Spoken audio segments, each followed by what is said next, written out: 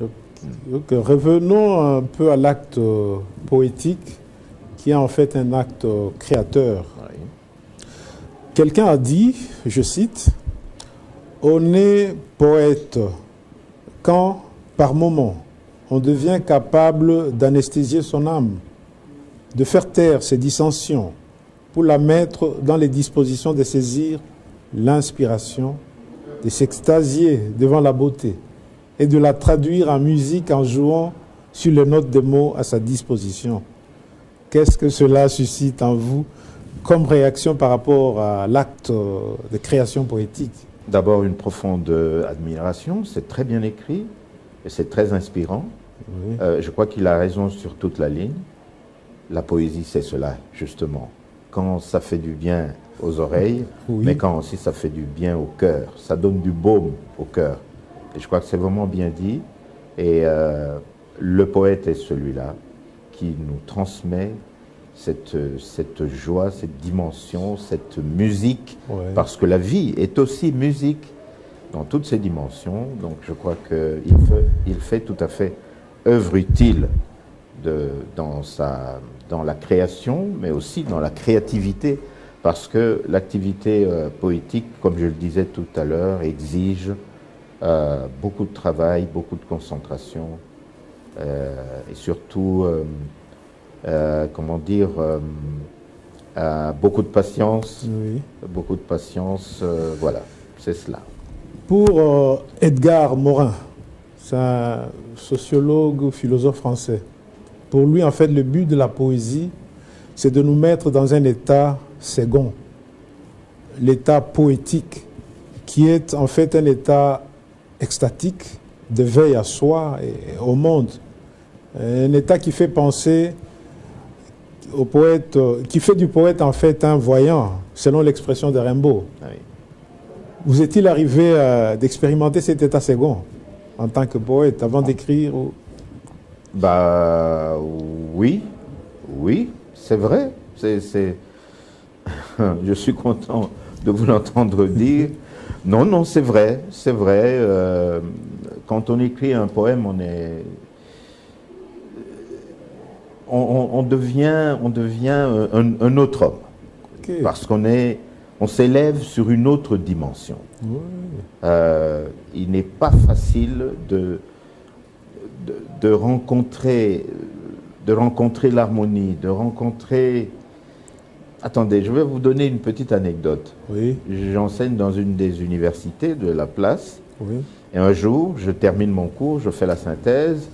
Et avant de partir, une de mes étudiantes m'intercepte et me dit « Monsieur, je voudrais que vous écriviez un poème sur moi. » Je dis « Tiens, mais pourquoi ?» Je dis « Non, je voudrais que ça soit comme ça, vous êtes poète, écrivez quelque chose sur moi et je vais garder ça. » Sur le coup. Ben oui, sur le coup. Et pendant que je l'écoutais, Oui. le titre m'est venu dans la tête. J'avais déjà les 2 premiers vers. Et quand je suis rentré chez moi, je n'ai pas laissé passer le temps. Oui. Je me suis mis au travail et j'ai écrit. J'ai laissé le temps passer. Quand j'ai relu ce texte, je me suis dit, mais qu'est-ce qui m'était arrivé? Et j'ai donné le texte à l'étudiante qui l'avait demandé. Oui. Et elle était complètement extasiée parce qu'elle ne s'attendait pas à ça. Surtout que nous n'avions pas une relation particulière. J'étais une étudiante comme toutes les autres, mais je me suis mis dans la peau de quelqu'un qui la connaissait. Okay. Et j'ai dit ce que je voyais. Voilà. Donc c'était ça.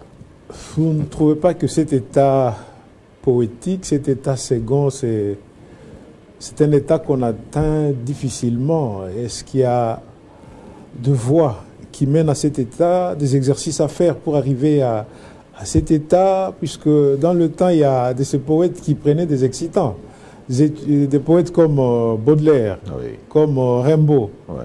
Ils se droguaient par moments Oui. pour atteindre cet état-là. Ouais.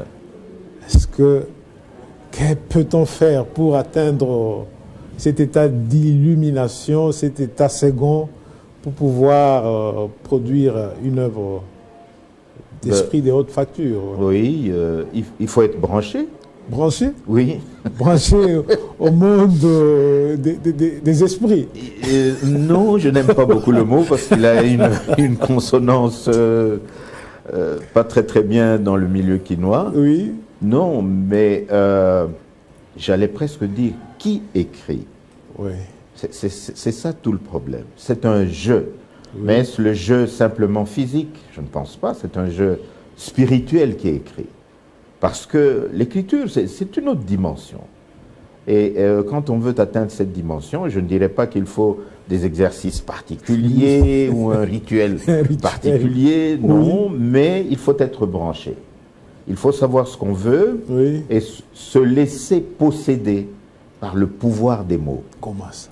Ben, écoutez, les mots ont un pouvoir. Et lorsque on maîtrise une langue, comme la langue française, oui. Je crois qu'il est des moments, lorsqu'on veut écrire, qu'il faut se laisser, je reprends l'expression parce que je ne saurais pas le dire autrement, oui. Se laisser posséder par les mots. Vous laissez posséder par leur pouvoir, oui. Leur pouvoir d'expression. Et ça vous mène à une dimension qui n'est pas la dimension simplement terrestre. Oui. Ça, regardez, un jour, Taboulé dit il n'avait plus d'inspiration. Oui. Alors, il est allé pardon, au bord du fleuve. Oui. Il a regardé le fleuve. Il a vu le fleuve qui coulait, oui. Tout ce bruit. Il était seul. Et brusquement, je ne sais plus quelle était la chanson, j'ai oublié, cette chanson lui est arrivée. Je ne sais pas si c'était Mazé, je crois. Mazé, oui. Eh bien, l'inspiration est arrivée, les phrases, la mélodie et tout ça, et il est rentré, il a mis tout ça en musique, ça fait tabac. Nous, c'est la même chose. Parce que Taboulé était poète comme moi. Donc, oui. C'est la même, disons, la même préparation, comme je le disais tout à l'heure, il faut oui. Vraiment être branché. Il faut se laisser, je ne saurais pas le dire autrement, se laisser posséder par le pouvoir des mots.